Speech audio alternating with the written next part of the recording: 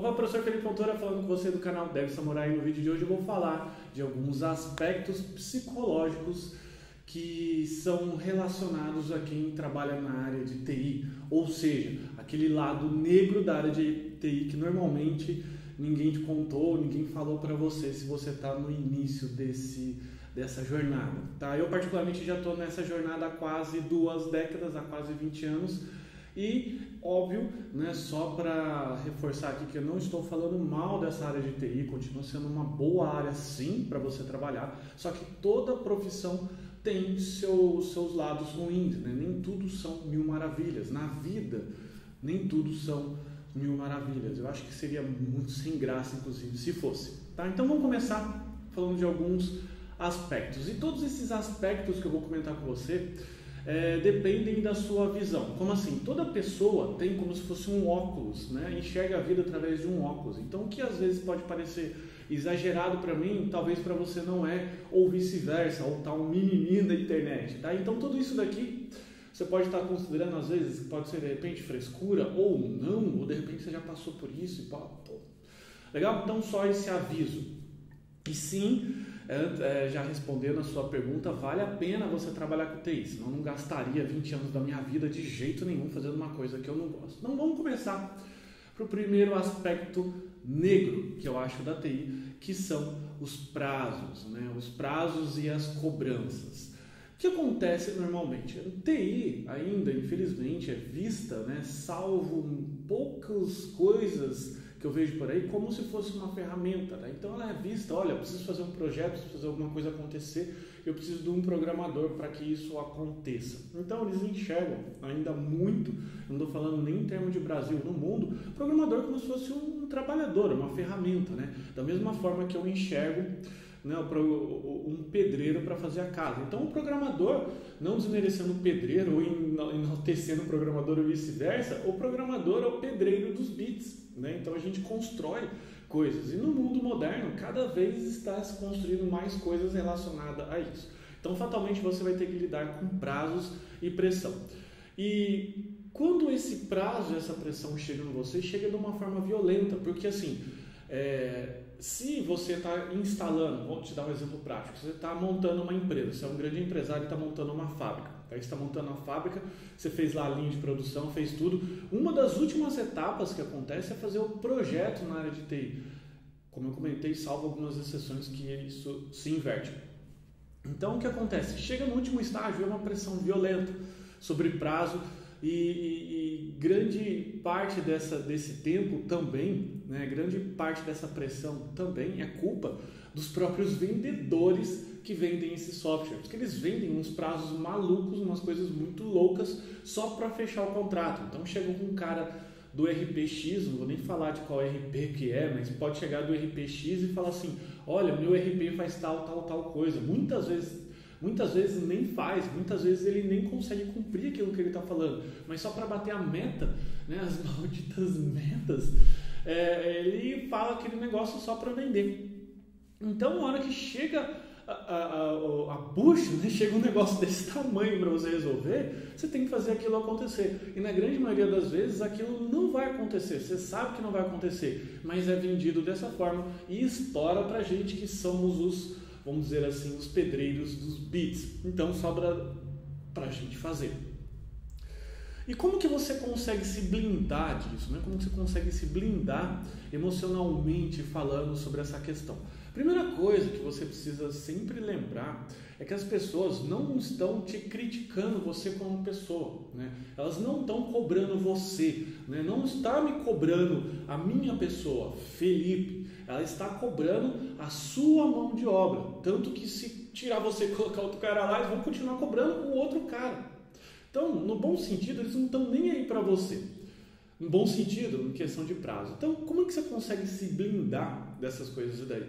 É entendendo, separando, né, a mensagem do mensageiro. Então, quando vem aquele chefe chato que vai te cobrar pela 20ª vez uma coisa que é impossível de fazer, olha para ele e começa a perceber que ele também está sendo cobrado, né? Também estão perguntando isso para ele só está repassando mensagem. Então, não fique de birra com aquele outro cara, porque ele também está no mesmo barco que você. Então, a única coisa que vocês não precisam naquele momento é uma desunião. Então, o que precisa, o que é necessário, uma união, trazer responsabilidade. Bom, você está todo mundo no barco, porque ninguém colocou uma arma na sua cabeça, né? Para você estar lá, você pode estar lá e sair de lá a hora que você bem entender. Não é assim, a gente não trabalha mais, salvo, infelizmente, algumas exceções no regime de escravidão. Então, você tem liberdade para sair de lá. Dá um chute na mesa do chefe e vai embora. Então, se você está lá porque você quer estar. Então, se você quer estar naquele barco, então tem que fazer o negócio fluir. Então, o que você precisa fazer? Se unir, não ficar, vamos dizer assim, né, de pirraça com em coisas de ego. Eu sei, é muito difícil lidar com isso. Nesse momento, muita gente acaba, né, o meu tá certo, o seu não tá, e acaba virando discussões. E o projeto que em si, que deveria ser dado atenção, acaba não dando atenção, tá bom? Então, como que você consegue se blindar? É entender isso do outro lado e fazendo com que o seu modelo mental, né, daquela situação aconteça, você consiga separar de fato a mensagem do mensageiro e sabendo que, olha, essa é a minha profissão, é assim mesmo, é assim que eu vou precisar lidar com isso, é essa a realidade, então se não tiver bom para mim, então eu vou procurar outra coisa. Legal? Claro que você não é, vamos dizer assim, obrigado a aguentar abusos, né? Um abuso é diferente de um prazo apertado ou de um projeto complicado, tá bom? Outra coisa que eu vejo muito também é a questão dessa incorporação emocional aliado à solidão, né? Nós, programadores, somos muito solitários em termos de relacionamento interpessoal com outras pessoas. Eu duvido que alguma outra profissão, alguma outra coisa exija tanto que nós né, que nós estejamos com nós mesmos. Ou seja, sentar na frente da cadeira e ficar pensando naquele problema exige que nós, programadores, fiquemos sozinhos, porque eu não sei você, mas eu não consigo me concentrar direito quando tem alguém no meu ouvido. Então, eu preciso colocar o fone de ouvido, sentar e conversar. Então, sentar e programar. Então, quando você fica, sei lá, 6, 8, 12, 14, 16 horas fazendo isso num dia, é muito difícil. Então você acaba não tendo tanta vida social quanto você gostaria de ter. Ou, de novo, depende do seu perfil. Eu sou uma pessoa que eu sou assim mesmo, gosto de ser, gosto de estar solitário, gosto de estar sozinho, apesar de gravar vídeos, etc. Gravo porque eu gosto de atingir a maior quantidade de pessoas possíveis, mas eu sou muito solitário e estou bem assim, muito obrigado. Mas eu conheço pessoas que têm pavor de ficar sozinho, por exemplo, em casa.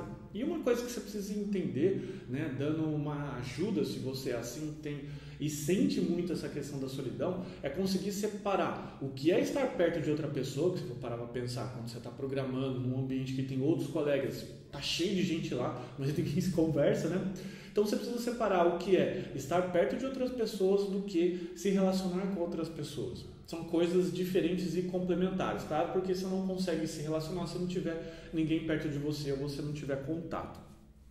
Então, como que você consegue lidar com a solidão desse trabalho? É tendo outras coisas para fazer. Então, não fica, como eu posso dizer assim, é difícil dizer isso para você, mas não fica 100% do tempo pensando nessa porcaria. Né? Não fica 100% do tempo ligadão em TI, em programação. Cara, vai andar de bicicleta, vai fazer jiu-jitsu, vai namorar, vai passear, vai fazer artesanato, vai tocar guitarra, vai fazer qualquer outra coisa que não tem nada a ver. E de preferência, isso é uma dica extra que eu estou dando para você, de preferência que mexa com as mãos.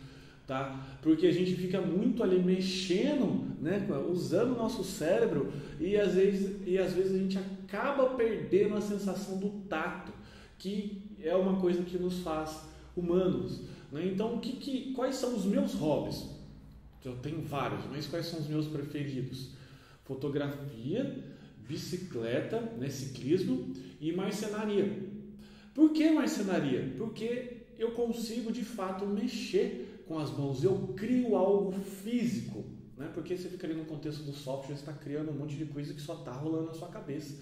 E no abstrato ali, só no computador. Aquilo é difícil, né? Você conseguir pensar. Então, como que você consegue aliar essa questão da solidão, de estar sozinho, com hobbies e atividades extracurriculares? Se você é um cara, se você é uma pessoa que sente falta do contato humano, essa questão talvez da música, do ambiente, sabe, do coração, vai te ajudar muito. Se você é um cara como eu, que não liga tanto para ficar sozinho, né, não sente tanta a falta do outro ser humano, talvez hobbies em que você use as mãos sejam bacanas, seja legal para você, seja bacana, tá bom?